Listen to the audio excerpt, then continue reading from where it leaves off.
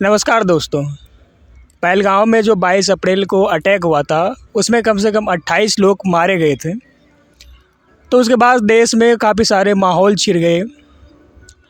आइए मेरे साथी ये दो ये सबसे जानने का प्रयास करते हैं। क्या नाम हुआ आपका? भरत कुमार।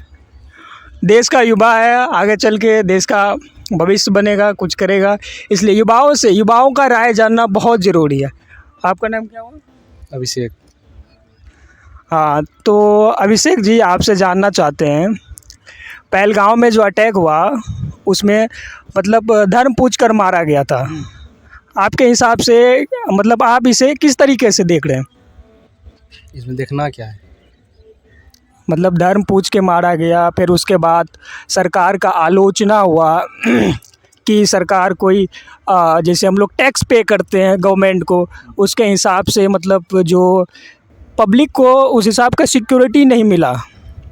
मतलब कश्मीर का जो पहलगाँव है वहाँ लाखों लोग आना जाना करता है, तो वहाँ सिक्योरिटी होना चाहिए था या नहीं होना चाहिए था? होना चाहिए था। होना चाहिए था। होना चाहिए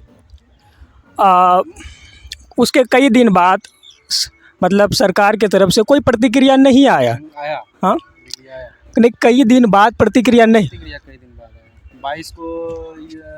22 को अटैक हुआ और 23 को बहुत सारा रूल लागू हुआ। कितना दिन बाद प्रतिक्रिया आया? मतलब 3 महीने लगा। 23 को क्या रूल लागू हुआ था? 23 को रूल लागू हुआ कि पाकिस्तान का जितना भी पब्लिक इंडिया में आ रहा है इलाज कराने के लिए, घूमने के लिए, उनको सबको वापस भेजा जाए। वापस जाएगा, नहीं तो टेररिस्ट घोषित करके मार दिया जाएगा 48 घंटे के अंदर अंदर। अच्छा, ये जो मतलब ऑपरेशन सिंदूर हुआ, मतलब इसका नाम सिंदूर कुछ आप सिंदूर नाम आप इसे किस तरीके से देख रहे हैं? सिंदूर जैसे बताया जाता है कि सिंदूर भारतीय परंपराओं में एक बहुत महत्वपूर्ण हिस्सा है। हाँ, तो जैसे हुआ कि सिंदूर मतलब जिन महिलाओं के सामने उनके मर्दों को यानी सुहाग को उनका छीना गया, शायद यही कारण तो नहीं कि इसका ऑपरेशन नाम सिंदूर रखा गया हो? शायद। हाँ? शायद। अच्छा, आप खास रीज़न नहीं है। इसका कोई खास रीज़न नहीं है। चलिए, इसका कोई खास रीज़न नहीं, खास रीज़न तो है लेकिन ऑपरेशन सिंदूर नाम देने का कोई खास रीज़न है, बिना रीज़न का तो नहीं दिया होगा। हाँ, और दूसरी बात, अगर युद्ध छिड़ता है दोनों देशों के बीच, तो आपको क्या लगता है? मतलब आपका राय जानना चाहेंगे। युद्ध तो छिड़ गया। युद्ध तो छिड़ गया। मतलब अभी तो युद्ध मतलब जिन अड्डों में मतलब जिन जगहों पे आतंकी अड्डा था उन्हीं जगहों का सफाई किया गया। अगर दोनों देशों के बीच मतलब एक स्टेप अगर आगे बढ़ाया जाता है तो आप इसे किस तरीके से देखते हैं? युद्ध को ज़्यादा नहीं बढ़ाना ही फ़ायदा रहेगा दोनों देशों के लिए, स्पेशली हमारे देशों के लिए, क्योंकि उन देशों में तो कुछ है ही नहीं। विनाश वहाँ होता है जहाँ विकास होता है, वहाँ विकास ही नहीं हुआ तो विनाश कहाँ से होगा? विकास हम लोग के देश में ज़्यादा हुआ है। और ऐसा कहा जाता है कि पाकिस्तान और इंडिया दोनों न्यूक्लियर पावर कंट्री है। मतलब अगर दोनों देशों के बीच लड़ाई होता है, कौन सा ऐसा देश है जो मतलब किसका सपोर्ट में खड़ा हो सकता है?